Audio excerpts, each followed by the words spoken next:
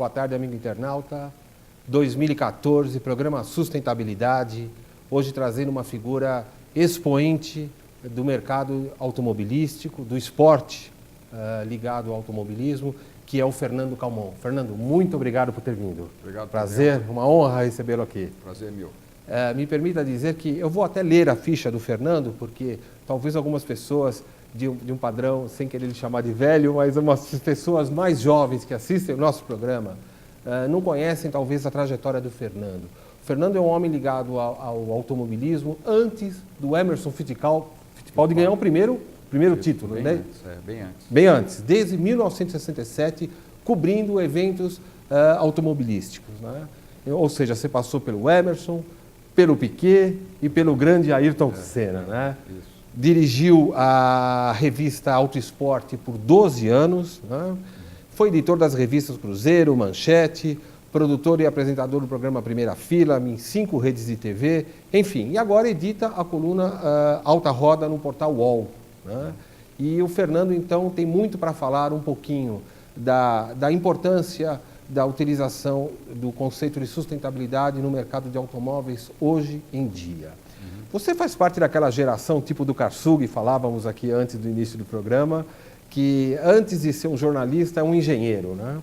Onde você conhece a essência do produto. Exatamente. Como que você vê dos anos 60 para cá esta mudança de conceito, a importância da sustentabilidade na visão do produtor do automóvel?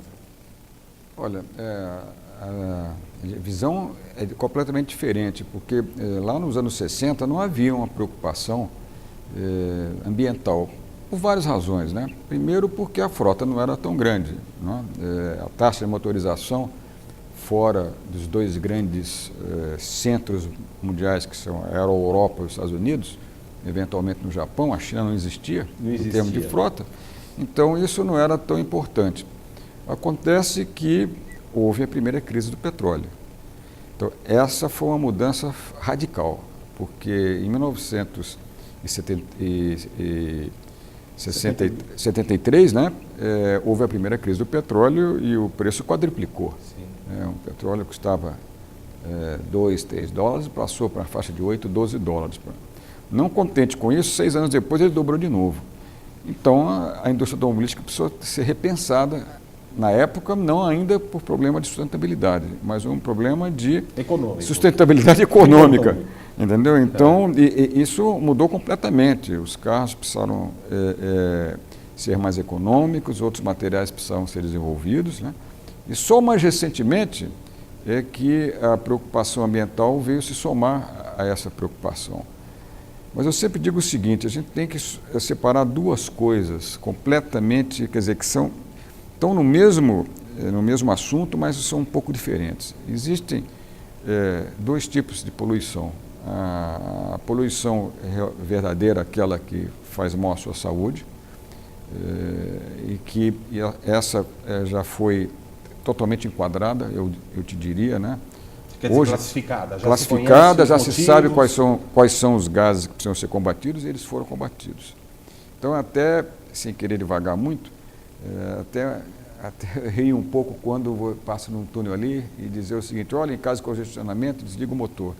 Não precisa desligar o motor, entendeu? Não precisa mais, porque hoje os automóveis estão extremamente limpos. O gás fatal, que é o monóxido de carbono, esquece, traços de monóxido de carbono, tá? Então, os outros dois hidrocarbonetos e os óxidos de nitrogênio também estão sob controle, né? Esse é um fato. Existe um outro ângulo da questão que eu chamo que são o poluente, que eu não acho que é um poluente, né? É um gás que não é regulamentado, porque ele não é tóxico, que é o gás carbônico. O gás carbônico não pode ser chamado de gás de poluição, porque se não houvesse gás carbônico no mundo, você não teria o mundo como ele é hoje, o mundo vegetal. Porque o carbono faz parte dele. Então, de repente, as pessoas se viram, né? Alguém pesquisou e viu uma relação entre o aumento da concentração de gás carbônico na atmosfera e o aquecimento da Terra, né? Aí mudou um pouco o foco. Você vê hoje que os chamados poluentes regulamentados estão praticamente sob controle. é muito baixa essa capacidade, né? Você consegue fazer isso com vários recursos, né? Você consegue até limpar o motor diesel, que era um motor extremamente poluente, né? Você consegue limpar por um custo elevado. O diesel continua ainda com a mesma... Só na Europa. É? Só na Europa. E é fácil explicar por quê. O diesel é um motor que custa 50% mais que o motor de ciclo Otto. 50% mais. Puxa. Como um automóvel, o motor representa mais ou menos 20% dos custos, então ele sozinho representa 10% a mais no preço total do carro. Então o que acontece? Você, para abastecer com diesel, você precisa pagar. Você tem que ter um custo por quilômetro baixo para poder compensar essa diferença. Na Europa é mais ou menos fácil, porque os combustíveis são muito caros, por tradição lá, entendeu? Você vê países como, por exemplo, a Inglaterra, né?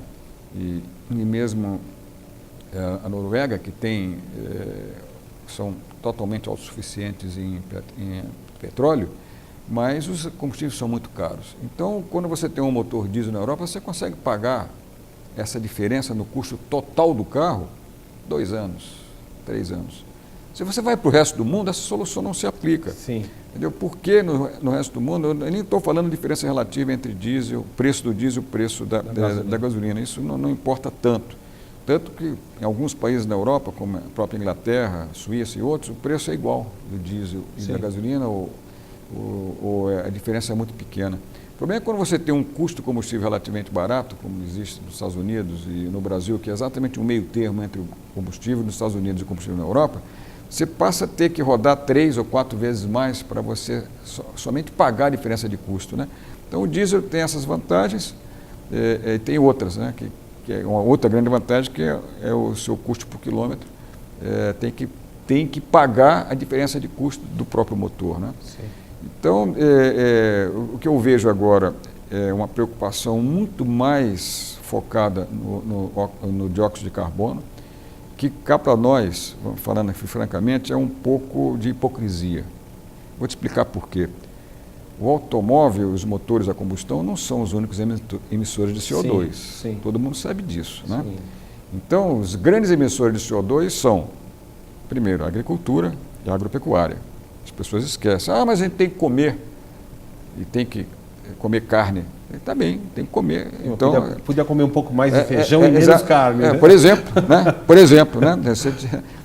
De outra parte, existe a geração de energia elétrica.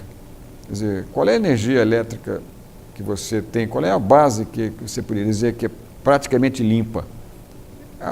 Além da eólica e além da solar, que tem um grau de eficiência baixíssimo, entendeu? Então, dá para fazer em um país rico, dá para fazer em um país rico. Entendeu? Você pode fazer como a Alemanha, subsidiar para todo mundo botar um coletor solar no seu teto da sua casa. Mas isso não é uma solução aplicável no mundo, nem pensar. Então, de modo que a energia elétrica está vindo, primeiro, de fontes térmicas. Se for um gás natural, a poluição é pequena. Mas se for carvão, como é que fica? Entendeu? A maioria da geração de energia elétrica do mundo é feita a partir de carvão, que é extremamente poluente dos dois sentidos. Ele é poluente porque ele vai jogar uma quantidade de CO2 no ar, e como os subprodutos também são. Tá? Então é complicado. Se fizer um balanço mesmo, se você fizer o pior dos sistemas, ou seja, calculando qual é a emissão de CO2, que a gente fala from well to wheel, que é um termo em inglês, quer dizer, do poço até a roda, ou seja, tudo que você vai gastar de CO2 para retirar o combustível da terra, transportar, queimar no motor, na combustão, e sair a potência na roda, né? Então, mesmo fazendo esse cálculo assim, você vai ver que os transportes do mundo respondem por algo entre 20%, alguns que gostam de fazer avião incluso nisso. Claro, todos os transportes do mundo, entre 20% e 25%, depende da conta que você faz. Só que metade disso vem do transporte sobre rodas, tá certo? De veículos leves. Então, é só 12%. O resto vai para transporte sobre rodas, que não são veículos leves, que você tem que transportar caminhão, ônibus. Né? Eles são, por serem motores muito potentes e terem que carregar muito peso, eles são grandes emissores de CO2. Você tem um trem Que funciona com o quê? Com óleo diesel. É verdade, tem os navios, funcionam com o quê? Com bateria. A bateria no navio não vai, né? E os aviões? Entendeu? Eles sozinhos representam uma coisa como 7, 8% das emissões de carbono no mundo. E não tem solução. Vai fazer um avião elétrico? Não dá, né? Entendeu? Então as pessoas precisam tomar cuidado com isso, né? Então, o transporte sobre rodas... mas estão fazendo... grandes experiências no campo da aeronáutica, né? Mas ainda... outros assuntos de energia. Né? Exatamente, mas ali é muito difícil. Está distante ainda, muito né? difícil, muito mais difícil do que o transporte terrestre. O Brasil é interessante, né? Você está falando sobre vamos dizer, esses últimos anos, essa mudança de conceito, e a gente lembra que o Proálcool começou em 75. Em 75, quando foi logo depois da primeira crise de petróleo. Ele foi uma consequência da primeira crise do petróleo, que o Brasil quebraria. Né? Importava 80% do petróleo. Eu tenho um amigo e me sinto muito honrado de ser colunista do Instituto de Engenharia de São Paulo, e ele disse que o Proálcool nasceu num bate-papo dos engenheiros lá no almoço. Alguém chegou e falou, peraí, vamos... Centro Técnico Aeroespacial. E aquilo foi tido como uma piada no começo, né? É verdade.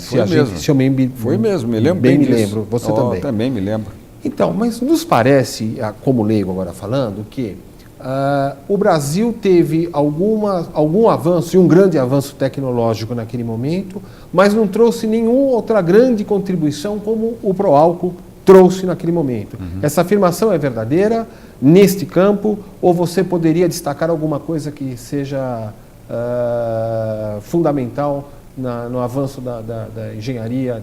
Não, é verdadeira. Veja bem, dentro daquele mix que eu te falei, quer dizer, qual é a vantagem do biocombustível? Vamos falar um biocombustível em geral, depois eu vou falar exclusivamente do etanol. A vantagem do biocombustível é que ele aproveita melhor a energia, né? Então, se considerando que se o bioenergia vem de plantas, vai ser ótimo, né? Porque você vai plantar o teu combustível e a planta, para florescer, ela tem que captar CO2 e devolver oxigênio, que é a fotossíntese, né? Então, é óbvio que seria o ideal, mas esse é o mundo ideal, porque não dá para você ter um conflito entre alimentos e produção de energia, a não ser em condições específicas. E o Brasil talvez seja o único país do mundo que contém, ao mesmo tempo, 4 condições que te permitem de biocombustível. Primeiro, área plantável, área agricultável. Segundo, você tenha sol. Terceiro, você tenha água. Porque você pode ter, por exemplo, como na Austrália, você tem essas 3 coisas, mas você não tem água. Ou às vezes você tem uma extensão de terra, mas você não tem o clima. Né? Então, e faltou o vento aí. Hein? E faltou o vento, né? Às vezes falta o vento, né? Então, essas 3 coisas que o Brasil pode reunir, ou seja, extensão territorial, área agricultável livre, né? Sol e água. E o vento também, porque nós temos toda a costa para captar... Mas eu estou colocando só o biocombustível. No biocombustível. Por isso que essa solução não pode ser universal. Sim. Entendeu? Não pode ser, entendeu? Porque você tem que ter uma condição que às vezes você tem uma coisa, mas não tem água, ou quando você tem extensão territorial, você tem gelo, então você não consegue fazer isso daí. Então o Brasil é o privilegiado sobre esse aspecto. E outra coisa também é que nós temos um tipo de planta que tem sucedâneo, porque você, por exemplo, pega o álcool de milho nos Estados Unidos, é mais complicado, né? Porque o milho é um alimento direto, né? E não tem sucedâneo, né? Tem talvez a soja e tudo, né? Mas é muito mais difícil de você controlar. E diz que resta um pouquinho de água, partículas de água no momento em que se produz o etanol de milho, eu li pelo menos isso, e que se houver esse pequeno equívoco, às vezes essa gotícula pode congelar um tanque do automóvel. Não, isso é outra coisa mais complicada. Isso é um problema técnico, mas não dá para te explicar aqui em pouco tempo. Mas está controlado isso? Não, isso não tem. Tá. Isso é só história que a gente ouve, não tem. Então, veja bem, eu sou uma pessoa entusiasmada com etanol só por causa dessas 4 coisas que nós temos que ter uma vantagem competitiva para isso, né? Só que o Brasil não é assim.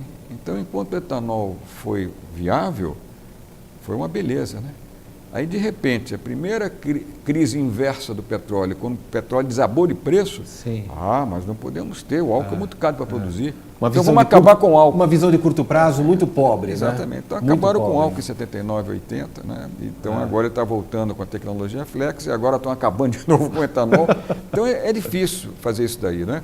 Então é óbvio que a solução do biocombustível não é igual para todo mundo, né? E outra coisa também é que você não precisa ter só biocombustível a partir de plantas que você use, vamos dizer, a fotossíntese para ela crescer. Você pode usar biocombustível a partir de sobras, entendeu? Coisas que você não iria usar.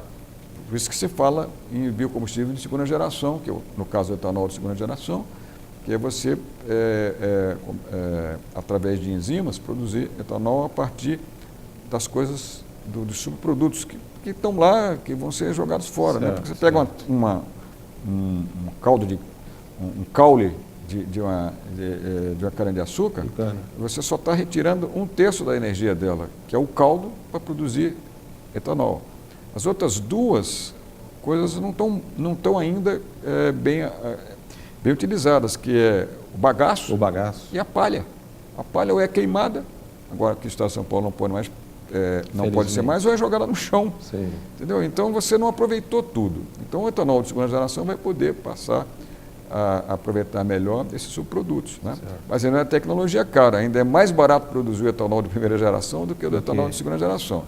Agora, se você tivesse uma política de equilíbrio entre os combustíveis, você poderia viabilizar o etanol de segunda geração, que é um pouquinho mais caro do que o de primeira geração, ainda falta de terceira geração, que vem aí, o etanol de algas. Mas aí é outra coisa. É outro programa só para isso. É outro programa só para isso. O etanol de algas é outra coisa que não está explorada ainda, porque tem que primeiro passar da segunda geração para depois chegar à terceira, né? Então, de modo que é difícil você fazer planejamento no Brasil, porque vai ao sabor, das coisas, né? Então, e justamente isso me faz pensar no seguinte, o freio ABS também me parece que foi uma discussão que entrou com esse mesmo caminho, né? Da questão política. A Europa, eu acho que é obrigatório há 15 anos. Mais ou menos 15 anos. 15 anos. Vou explicar exatamente o que acontece. E o que aconteceu no Brasil que demorou tanto e quase não entrou agora no final do ano? A Europa, eles têm mandatos, né? Quer dizer, que são coisas obrigatórias, e outras que não são. Um deles não era o ABS. O ABS nunca foi obrigatório na Europa, por notar que as pessoas pensam. Mas, mais ou menos há uns 15 anos, quando começou, eles chegaram à conclusão que era, inclusive para as condições na Europa e tudo, isso seria importante se todos os fabricantes chegassem num acordo, vamos todos colocar juntos. Foi o que aconteceu espontaneamente. Então, na Europa, o ABS começou a ser equipamento de série espontaneamente, né? Porque lá, primeiro, um mercado de poder aquisitivo 5 ou 6 vezes maior que o Brasil na época, né? E custava o preço, o custo, mas eles pagaram pelas vantagens dele, né? E desde então ficou essa possibilidade de entrar no Brasil junto com os airbags, que aliás tem um erro grande, porque o que era correto, e que foi assim que foi regulamentado pelo CONTRAN, era estabelecer critérios biomecânicos em um crash test, ou seja, um teste de impacto contra a barreira. Olha, você tem que atender isso. Se você vai atender com airbag, com um cinto inflável, se você vai colocar... aí vem o Congresso, né, com as suas pataquadas, né, dizer, não tem que ser airbag. Por que tem que ser airbag? Não precisa ser. Eu vou dar um exemplo para você, muito simples. Tem carros que conseguem 5 estrelas, por exemplo, lá no teste do Euro NCAP, né, que é o organismo que faz esses testes na Europa, que não tem nada a ver com o governo, nada a ver, as pessoas pensam que não tem nada a ver. O Euro NCAP é uma entidade formada por agências de defesa do consumidor, por automóveis clubes, até a FIA, Federação Internacional do Automóvel, está metida. Então eles fizeram lá o programa deles, né? Então você tem carros lá, por exemplo, que conseguem 5 estrelas com 5 airbags, outro com 4. Mesmo carros diferentes, o cara suprimiu O engenharia conseguiu suprimir um airbag, mesmo assim passou no teste. Ou seja, amanhã, quem sabe que não seja um airbag, pode ser, sei lá, aqui chutar um soprador de ar, sim. Né, que te permite você colocar sem precisar ter um airbag físico na tua frente. Então, isso é bobagem dizer. Porque você tem que fazer o seguinte, tem que fazer um sistema de pontuação ou de controle para o carro resistir a um determinado tipo de acidente. E ao longo do tempo você pode ir apertando aqui, apertando ali. Por exemplo, só se fazia teste frontal. E aqui no Brasil, a regra é que você tem que chegar a um standard. Os fabricantes escolhem só o standard europeu, o padrão europeu ou o padrão americano. É livre, só isso já é confuso, porque tem muita discrepância entre a exigência americana e a exigência europeia, no tipo de acidente, né? Então você tem que fazer o teste conforme essas normas, o fabricante escolhe e ele tem que chegar naquela pontuação, aquele critério e pronto. É assim que é a regra. E nós estamos cumprindo essas primeiras regras. Agora, o problema é que o governo não avança, ele deveria avançar. Bom, cumprimos a primeira regra, é só teste frontal, vamos começar agora a fazer teste lateral, de choque lateral. Vamos fazer simulação de teste pela traseira, vamos fazer simulação de teste de resistência do teto. Sim. Como tem os lugares agora, não vamos fazer isso do dia para a noite, mas quanto mais tempo você demora, mais tempo isso vai, porque a partir de quando você faz essa regra, você tem que dar um prazo. 4, 5 anos para a indústria se adaptar. Foi assim na Europa, assim nos Estados Unidos, tudo que é lugar. Todas as coisas que entraram peremptoriamente tiveram um prazo. Se o governo se acomoda, né, então dizem que se acomoda. Você sabe que no Brasil o PIB é impactado próximo a 2%, o estudo da USP, em 2% por conta dos acidentes de trânsito. É um número... temos um PIB de cerca de quase 3 trilhões de dólares, e 2% é o custo feito pela USP. Eu tenho um pouco de dúvidas, tá? Mas, enfim, mesmo assim não deve ser muito diferente do resto, não. É um número... Não deve ser muito diferente do resto. Então vai ficar em torno de 1% do PIB. Essas contas não são muito fáceis. Primeiro que você não sabe nem quantas pessoas morrem por ano no Brasil, dependendo do acidente. Qual é a métrica que você vai fazer isso? Do Ministério da Saúde, né? do Denatran, ou do pessoal das seguradoras que pagam os acidentes de morte e ferimentos? São 3 números. Um fala em 35 mil, outros falam em 40 mil, outros falam em 60 mil. Qual desses 3 números está valendo? Ninguém sabe. Então, como é que você vai fazer? Baseado em quê? Então, é um número pesado. É um número grande. Não dúvida, e tem que melhorar e tem que baixar. Mas, para isso, precisa fazer planejamento. Nós não temos planejamento. Então, vamos falar uma coisa mais alegre agora, que é o automóvel, o veículo elétrico. Sim.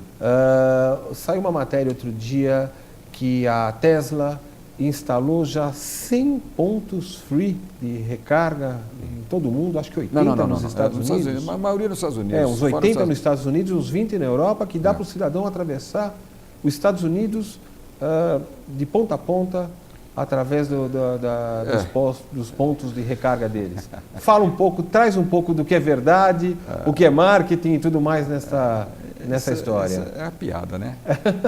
Uma piada. Dá para você colocar se você fizer aquela rota que o cara da Tesla fez. Se você sair 1 milímetro para ela, você está roubado. Isso não existe isso, entendeu? Então, não que eu não valorize a Tesla é uma empresa séria, entendeu? Eles realmente bancaram, mas é um carro de 80 mil dólares. Vamos parar para brincar aí, né? Entendeu? Então é muito fácil. Ele começa em 80 mil, tem versões de 90, 100 mil dólares. Então, por enquanto, é uma diversão de rico. Vamos parar, né? Com isso está completamente fora da realidade. O carro grande, enorme, entendeu? Que não tem nenhum sentido. Quer dizer, não tem nenhuma agilidade num trânsito enorme. Não existe isso. Então, é uma experiência feita que merece... eu acho que é apoio, né? O Elon Musk, que é o mesmo bilionário americano que colocou isso como meta dele, que foi o fundador do PayPal, um cara multibilionário, né? E ele está fazendo isso e está brigando com a indústria porque ele não quer concessionárias, todos os pontos de venda são dele mesmo. São dele mesmo. Então ele montou lá uma rede, o carro custa 80 mil dólares, não vai cobrar. Claro que não vai cobrar. O recarregamento da energia elétrica, isso aí Mínimo. É como comprar a impressora e ganhar o cartucho, né? Exatamente. Ali é o contrário, né? Porque o cartucho que paga a impressora. A impressora não custa nada, mas o cartucho custa uma fortuna. Sim. Dizem que cada centímetro cúbico de tinta custa 2 ou 3 vezes o que custa um centímetro cúbico do perfume mais caro do mundo. Sim. Você está pagando. A jogada é a jogada mesma, essa, né? exatamente. Eu te que dou um carro de 80 mil dólares, compensando não cobro um abastecimento, né? Sim. Como se isso fosse fazer uma diferença para quem compra um carro de 80 mil dólares. Lá, não é 80 mil dólares aqui. Lá 80 mil dólares não tem imposto. Sim. Entendeu? Praticamente perto do que a gente paga de imposto no Brasil. Mas temos alguns veículos elétricos já no Brasil? Simbólico, né? Simbólico, né? Simbólico, puro simbolismo, quer dizer, tem um esforço da Nissan, até plausível disso, mas com as distâncias que o Brasil tem, né? Com as dificuldades que a gente tem, é muito difícil. Haverá agora uma feira em agosto, né, do veículo elétrico. Veículo elétrico. Entendeu? Como é uma coisa muito...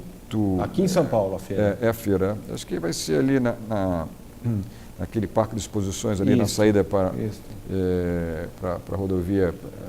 Imigrantes. Imigrantes, exato. O Parque de Imigrantes vai ser ali, né? Veja bem, é uma coisa tão distante ainda da nossa realidade que, é claro, deve ser apoiada, mas não há tempo para você fazer tudo, né? Mesmo porque eu acho que vamos ter que passar antes pela via dos híbridos. Os híbridos são mais razoáveis, entendeu? Porque hoje o carro elétrico, mas qualquer carro elétrico tem uma autonomia de 60, 70, 100 km, você roda 30 km por dia, a maioria das vezes. 30, vai e volta, tudo bem. E como é que você vai fazer para viajar? Você vai ter que se dar o luxo de ter um carro para ir para o trabalho? Segundo veículo para também, né? Sim. Não dá para pensar uma coisa dessa. Eu vou me dar o luxo de ter um veículo só para ser elegante com o meio ambiente e voltar a trabalhar e não gastar uma gota de combustível fóssil, né? De qualquer forma, aí como é que você vai viajar? Vai viajar para onde? Entendeu? Aí a mesma Tesla. A Tesla fez uma jogada genial. Aquele cara é realmente genial. Eu gosto da solução que ele fez. Sim. Ele consegue ter um carro elétrico que tem uma autonomia até de 400 km. Em vez dele ir atrás das baterias convencionais, que custam uma fortuna, entendeu? As dele também, porque o carro não custa pouco, 80 mil dólares, né? Então, mas ele fez um negócio legal. Ele pegou as baterias comuns de lítio e fez pacotes, colocando tudo no assoalho do carro, o carro feito do zero para ser um elétrico, né? Então ele conseguiu estender essa autonomia até 400 quilômetros, até mais, entendeu? Em condições favoráveis, sempre em condições favoráveis. Se você tem temperatura alta ou temperatura baixa, essa autonomia cai 35%, em alguns casos até 40%. Nossa! Exatamente. Você já deve ter falado que quando você tem câmera, lembra que tinha câmera fotográfica, que tinha bateria de litro recarregável, que diziam que você botar dentro do bolso para ela ficar aquecidinha, porque ela tem pavor de frio. Se vai ter pavor de frio, a bateria acaba logo, entendeu? Então, de modo que é uma experiência até brilhante, eu diria, e agora ele quer dar um passo maior, que é partir para um veículo na faixa de 35 mil dólares, que não vai ser mais um veículo de luxo, é um veículo que vai fazer. Só que esse é outro passo, que eu não sei se ele vai ter gás suficiente, né? Para isso, né? De qualquer forma, as soluções, né? Pelo menos a mim me chama a atenção o seguinte: o Google estaria lançando ou está testando um carro inteligente. O carro, né, de direção autônoma. Isso. A Tesla não é do mercado automobilístico. Não é. Né?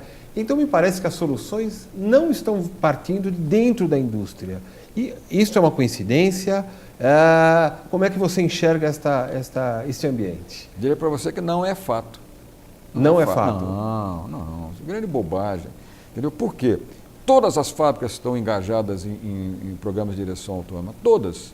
Só que o Google resolveu inovar. E como não é uma empresa do ramo, as pessoas se focaram. Mas muito antes do Google, as fábricas já trabalham nisso há anos. Há anos. Não tem nenhuma novidade.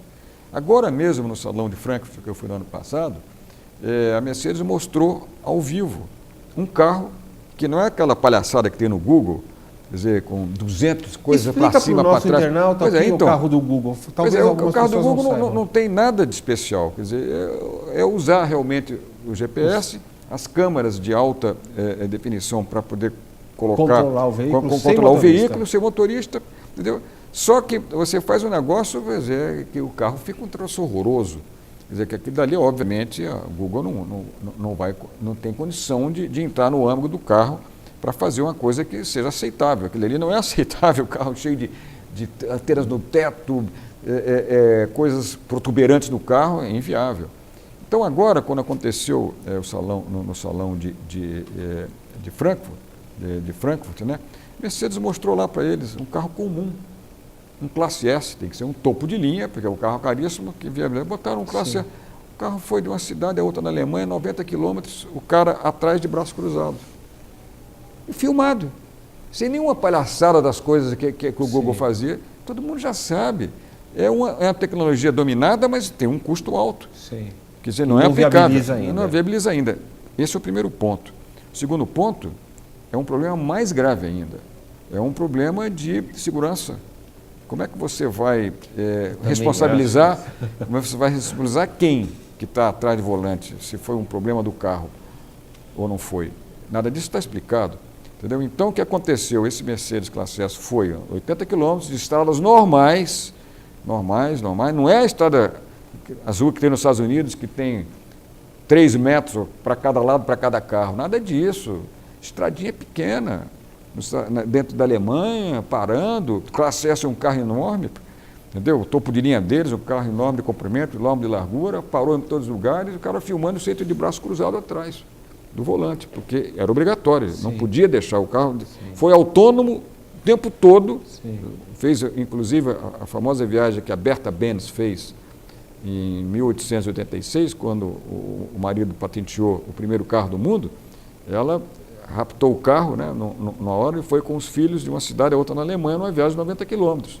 Então, eles refizeram isso daí 125 anos depois, com um carro autônomo. Então, não tem esse problema, mas a tecnologia é cara, implica algumas mudanças importantes em termos de responsabilidade civil em caso de acidente, né? Você teria que mudar a legislação uma toda, mudança, entendeu? Então, eu acredito que também está longe disso. Está longe e vai sempre como acontece em toda a tecnologia. Ela é muito cara e com o tempo ela vai barateando, né? Eu acho que a conectividade é o segredo, resumindo para você. Conectividade, sim. Essa vem para valer, entendeu? Que você vai poder interagir entre os carros que estão, conseguir a melhor rota. Como eu acabei de falar para você aqui, eu só cheguei em tempo porque eu acreditei no programa que eu tenho aqui no meu smartphone, que é o Waze. Tá certo? Quer dizer, eu falei, não é possível que ele tenha me colocado nessa rua que eu estou cheio de carro. Mas 3 minutos depois ele me mandou para um lugar que eu cheguei aqui exatamente na hora. Então, essa conectividade é irreversível. E o que vai acontecer? Ela vai começar os carros a interagirem entre eles. Não só para uma rota, mas para evitar colisão. Entendeu? Existe uma fábrica no mundo, pelo menos, que é a Volvo, que tem uma meta. Até 2020, ela tem uma meta de nenhuma pessoa dentro de um carro dela morrer dentro do carro por acidente. Puxa, essa é a meta da Volvo? É a meta da Volvo. Olha que beleza. Veja bem, não quer dizer que a pessoa não se quebre todo. Pode acontecer. E ela está falando em tese.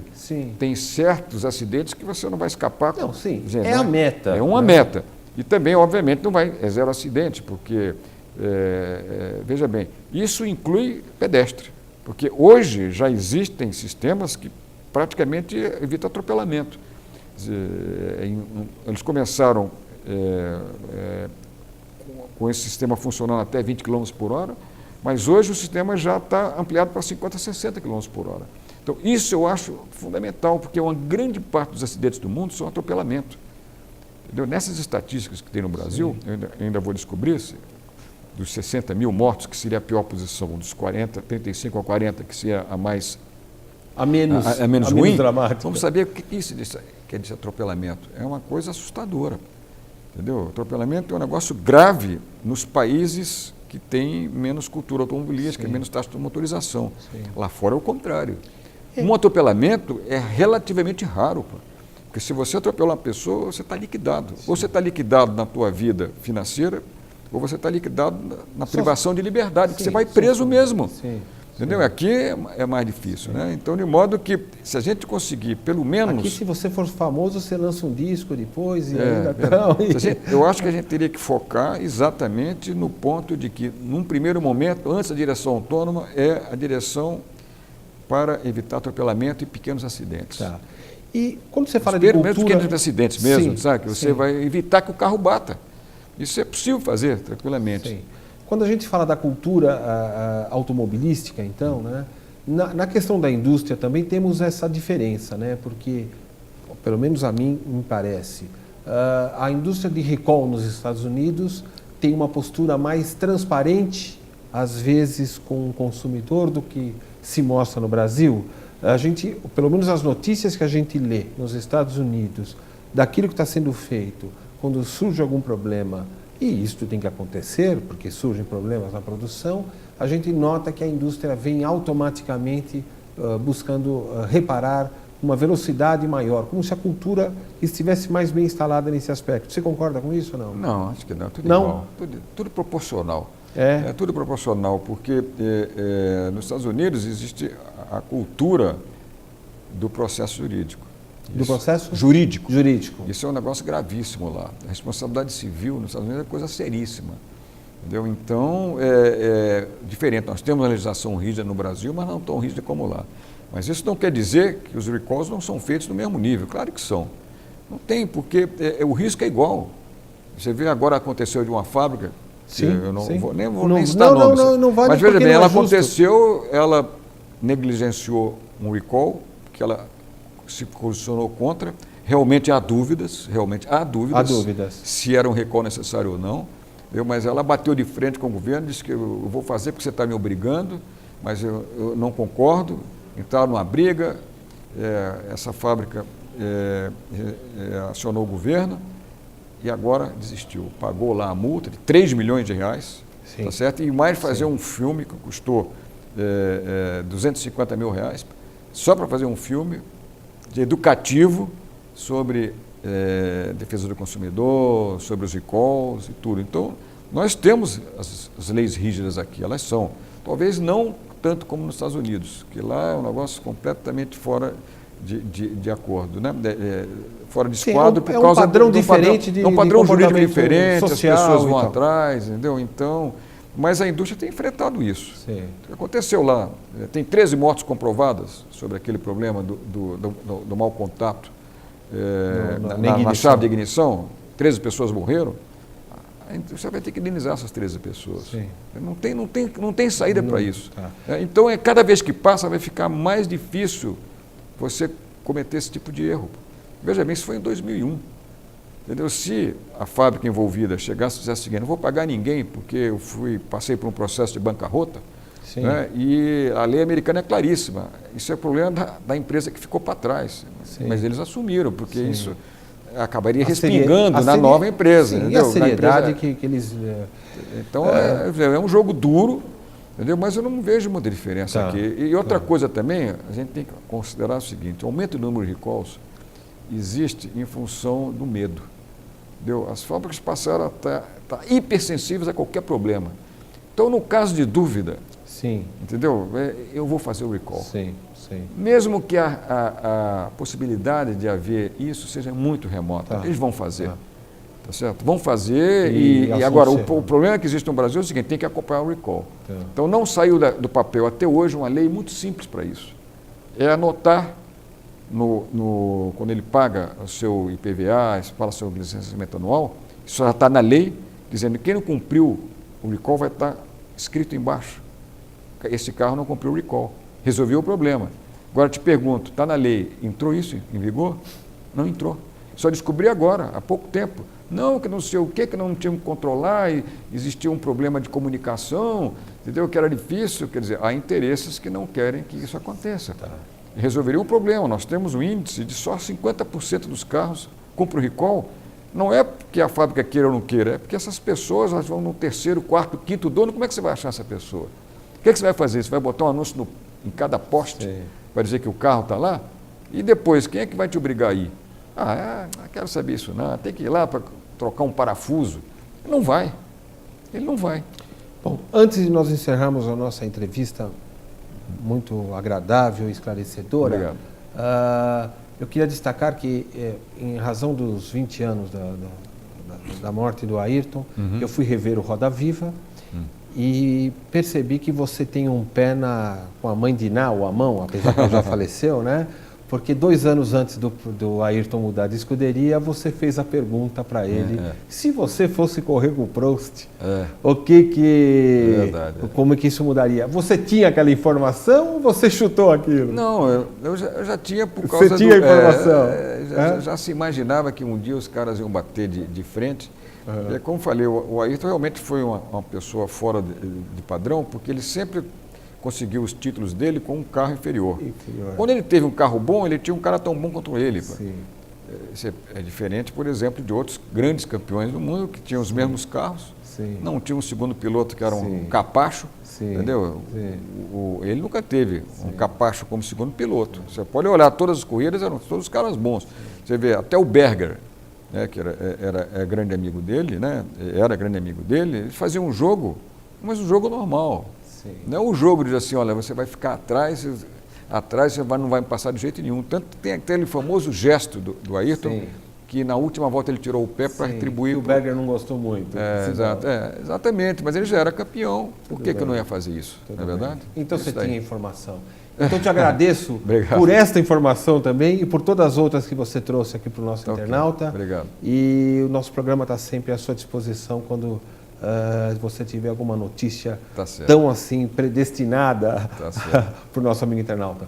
E antes de encerrar, eu queria te entregar um livro aqui da nossa autoria, que é do portal Sustentabilidade, que completou 130 mil acessos no ano passado, e mostrar a você também um produto, já que você estava falando de reutilização de bagaço de cana-de-açúcar e tudo mais.